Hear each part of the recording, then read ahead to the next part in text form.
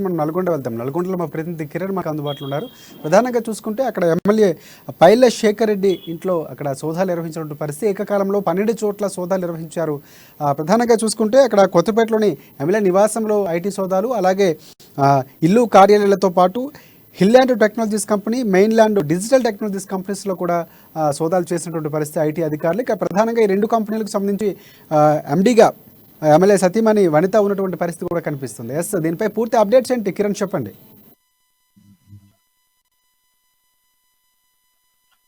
రాజశేఖర్, ఇక ఏదైతే ఈ రోజు ఉమ్మడి జిల్లాలోని పైల శేఖర్ రెడ్డి, ఏదైతే భువనగిరి ఎమ్మెల్యేగా ఉన్నటువంటి పైల శేఖర్ రెడ్డి ఇంటి పైన ఐటీ దాడులు అయితే కొనసాగుతున్నాయి.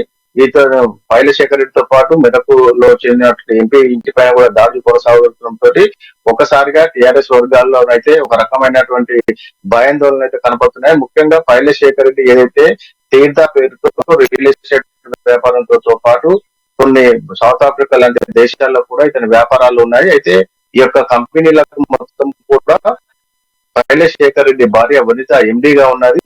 అయితే 12 చోట్ల ఏకదాటిపైన ఈ యొక్క శేఖర్ రెడ్డి ఇంటి పైన దాడులు కొనసాగుతుండటంతో టీఆర్ఎస్ వాళ్ళు మాత్రం ఒకటైతే భయాందోళన అయితే కనబడుతున్నాయి. మొత్తానికి పైల శేఖర్ రెడ్డి చాలా సంవత్సరాలుగా హైదరాబాద్ తో పాటు బెంగళూరు, కర్ణాటకలో రియల్ ఎస్టేట్ వ్యాపారంతో పాటు కన్స్ట్రక్షన్ బిజినెస్ చేస్తున్నాడు.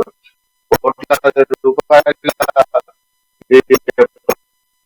బిజినెస్ లో అతని లావాదేవీలు సక్రమంగా లేవంటూ ఐటీ శాఖ అధికారులు అయితే దాడులు కొనసాగుతూనే ఉన్నారు. ఇప్పటి వరకు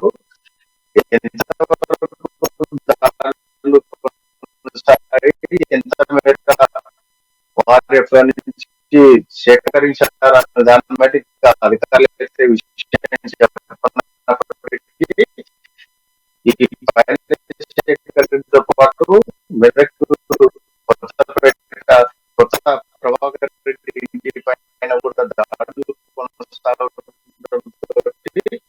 ఇది కావాలనే బీజేపీ నాయకులు, టిఆర్ఎస్ నాయకులను టార్గెట్ గా చేసుకునే దాడులు చేస్తున్న